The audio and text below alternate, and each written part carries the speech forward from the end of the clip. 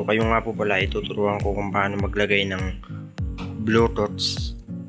Kung paano magkamero ng Bluetooth ang amplifier. So kailangan lang nito natin mga guys ng MP3 FM music speaker. So yung amplifier natin mga guys, so itatak nga pala siya ng concern. Mga guys, so kailangan na po pala natin handa ng ganito. Yung kanyang pinaka charger na i-connect na nga po pala natin dito sa kanyang music speaker. Sa Bluetooth niya.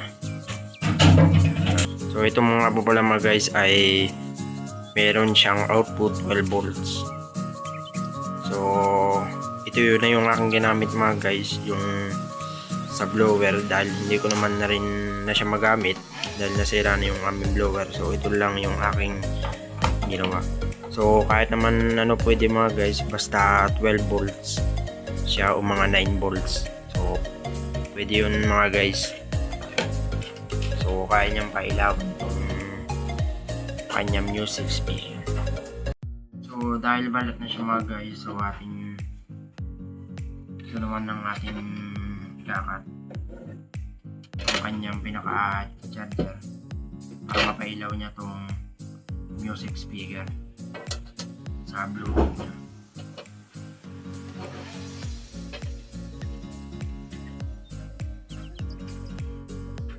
Dito ko na pala pinutol mga guys sa bandang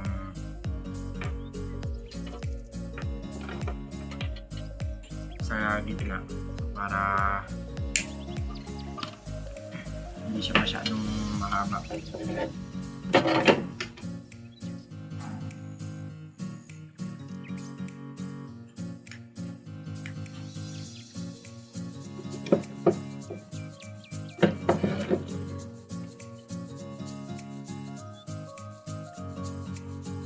Babaltan ko lang siya mga guys. So para maitap na natin dito siya sa kanyang pinaka charger.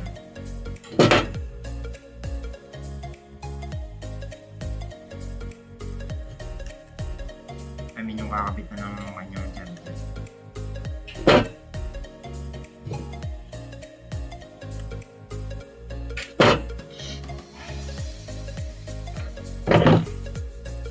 So yan mga guys, dahil napalitan ko na siya, so itatak na natin siya dito. So bali kasi mga guys, so may wari siya dito. So ito yung kanyang pinaka-antena. Tapos ito yung pinaka positive niya, negative, tsaka yung ground niya. So ngayon mga guys, so mapapansin kayo dyan na pula, so dito natin itatak.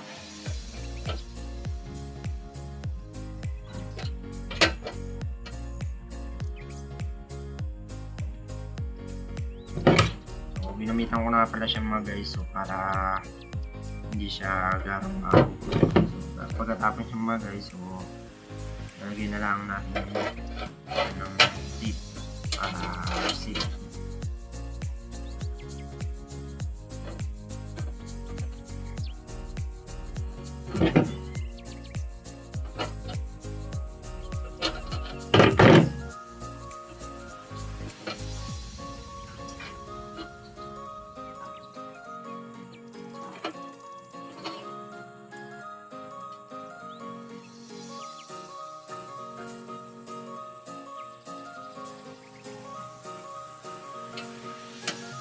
So yan mga guys, dahil nakakabit na siya. So kaya naman siyang nakabit dito sa kanyang kabitan ng pinaka-jack.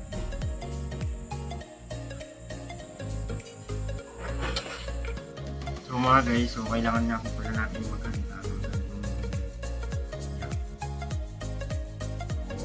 Feeling ko nga lang po pala siya mga guys, dahil masyadong siya. Sa gitna ko lang siya natin mga guys para hindi siya masyadong bitin.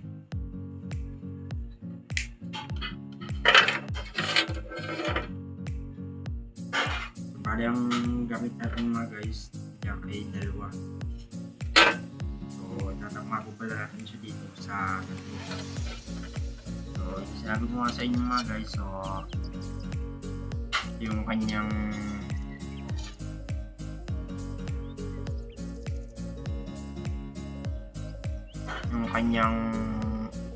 OR. So ito yung mga guys, so ito yung OR nya, ground plus OL.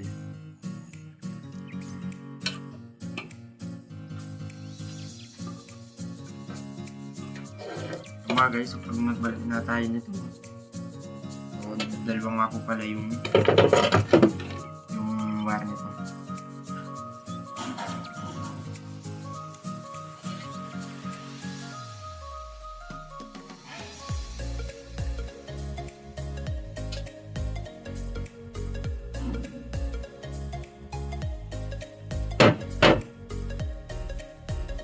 So pagkakating nga po pala nito mga guys, so dahan-dahan lang tayo ito dahil masyadong maliit yung kanyang wire.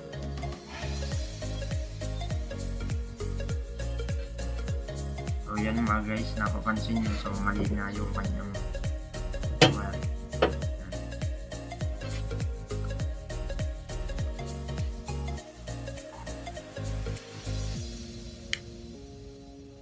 So tinanggal ko na nga po pala itong mga guys, yung kanyang pinakabalat.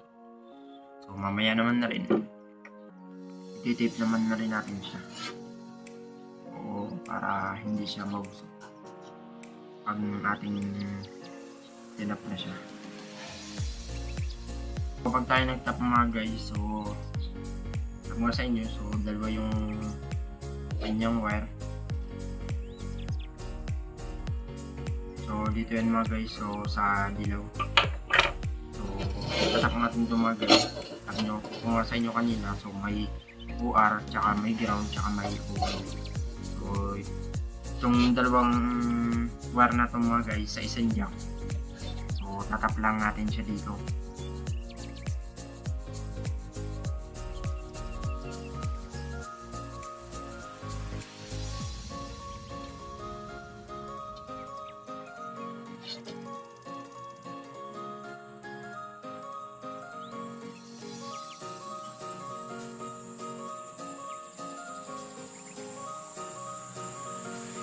So pag nagtap tayo dito mga guys, so dahan-dahan lang tayo kasi medyo manipis yung kanyang wire.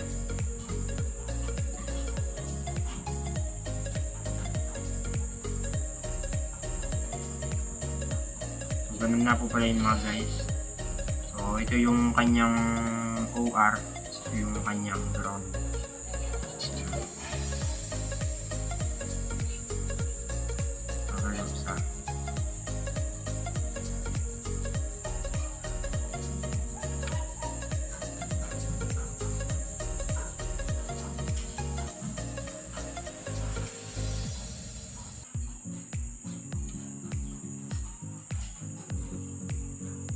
Ginamitan ko na siya mga guys ng lights kasi pagkamay lang yung ating ginamit, so nauso rin.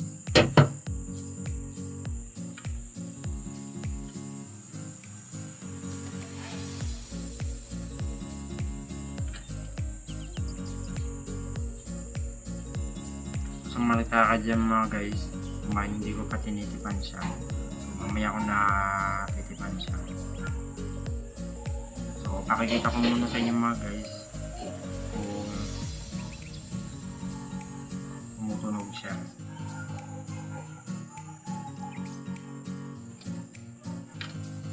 Bali mga guys, so ating babalta naman yung isa niya.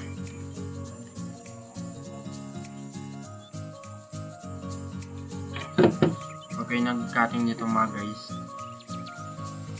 so gamit lang kayo ng cutter maliit.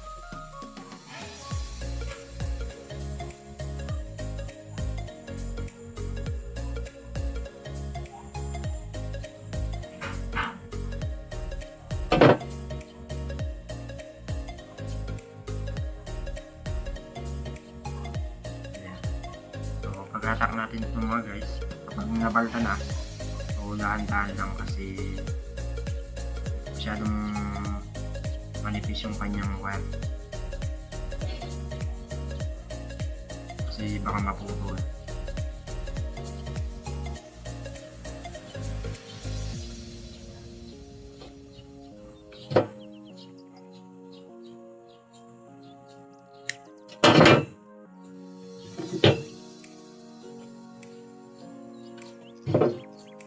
Gamit lang tayo para tayo mga guys ng plies pag mapalat natin.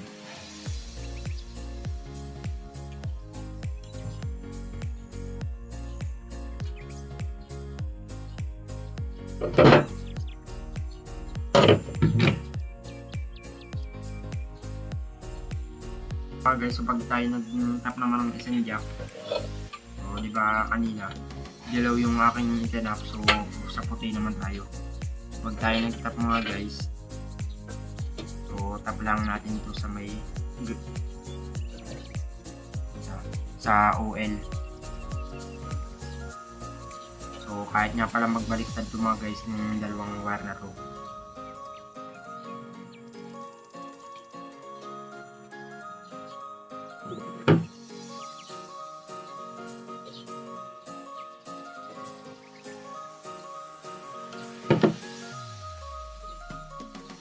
So yan mga guys, so dahil nakatap na, so tap naman tayo sa kanyang ground.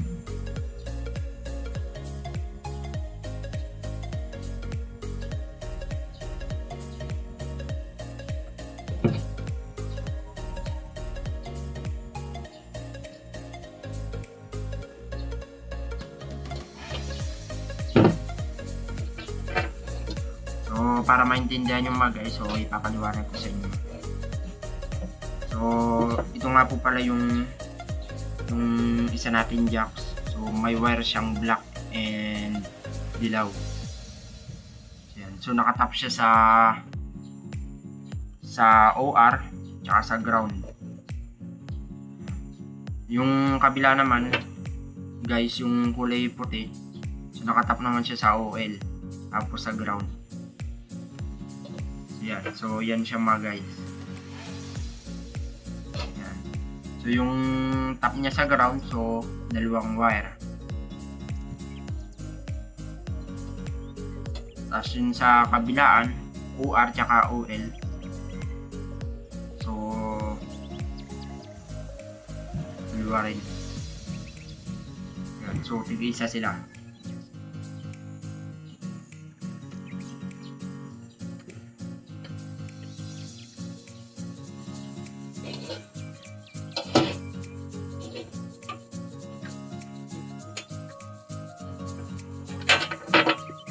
So yan na mga guys, so dahil naitap mo na siya, yan, so atin namang sasaksa sa likod yung jack na to dito sa may amplifier. Yan mga guys, so pag tayo nagtap, so kahit sana tayo dyan magtap, kung gusto nyo sa tape, sa tuner o sa CD, BCD, so okay lang yan. So kahit magkabaliktad tong dalawang to mga guys, so okay lang.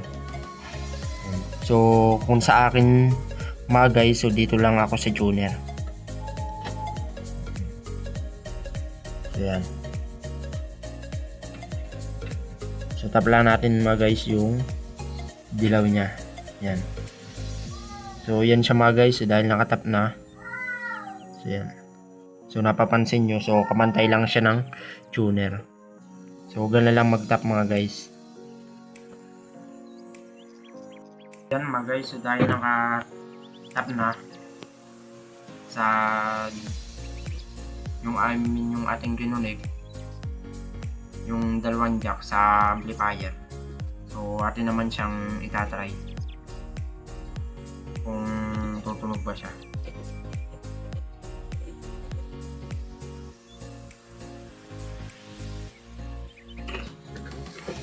So yan mga guys, so isasaksak na siya. So mga guys, so napansin nyo nung sinaksak ko, so hindi siya umilaw. So ito yung naging problema niya mga guys, so baka baliktad. Yan. So babalik rin ko lang siya mga guys. Yan mga guys, so dahil nabaliktad na. So para maintindihan nyo mga guys, so ipapaliwanag ko na rin to. So itong wire na to, so nandito kanina. Ngayon itong wire na to, so nandito. So kaya ngayon mga guys, so pinagbaliktad ko siya. So yung wire na nandito, so napapunta dito. Tapos yung wire na nandito, napapunta siya dito. So yan mga guys. So kapag tayo nag-try nito mga guys, tapos hindi siya umilaw, so baliktarin lang natin yung ating wire sa kanyang pinaka-charger. So yan mga guys, so dahil nabaliktad ko na, so akin na siyang isasaksak. So para malaman natin kung iilaw na ba siya. So saksak natin mga guys.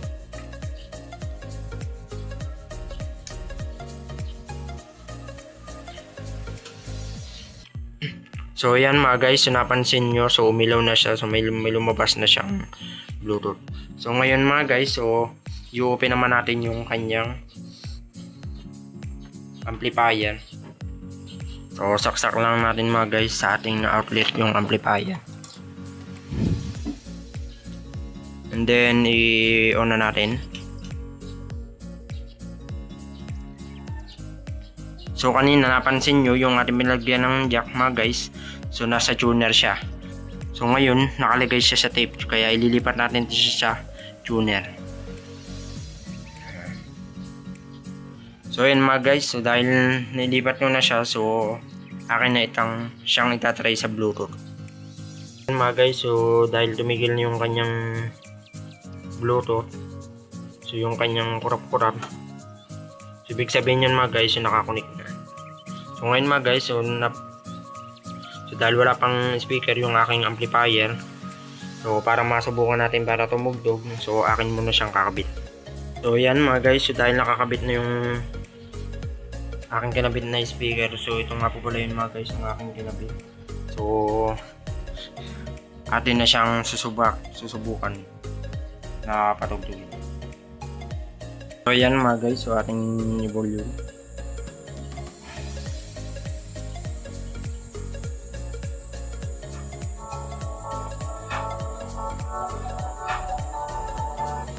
So yan mga guys, so tumugtog na siya, so mahina pa lang. So ngayon susubukan natin pindutin siya dito sa may volume. So yan mga guys, so napansin nyo, so mahina yung kanyang tunog.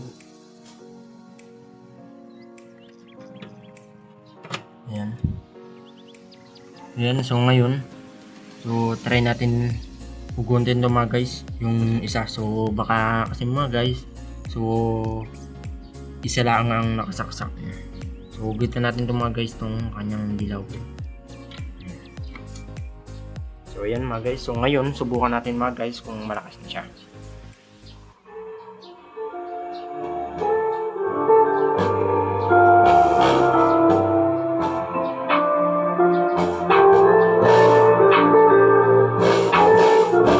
So yan mga guys, so dahil okay na siya, so may Bluetooth ng ating amplifier.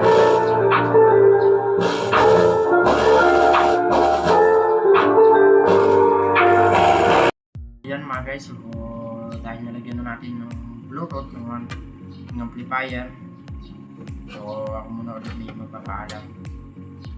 So yun lang mga guys, sana nagustuhan yung aking video. So kung nagustuhan nyo mga guys, so huwag na kalimutan mag-like to, and subscribe na rin mga guys sa aking YouTube channel para laging updated kayo sa aking mga video namin. So mga guys, so sa mga magpapaturo nga po pala dyan, so kung paano maglagay ng Bluetooth sa amplifier, so comment lang kayo sa ibaba para ma-message mo kayo. So yun lang mga guys, at kita tayo sa next na upload namin.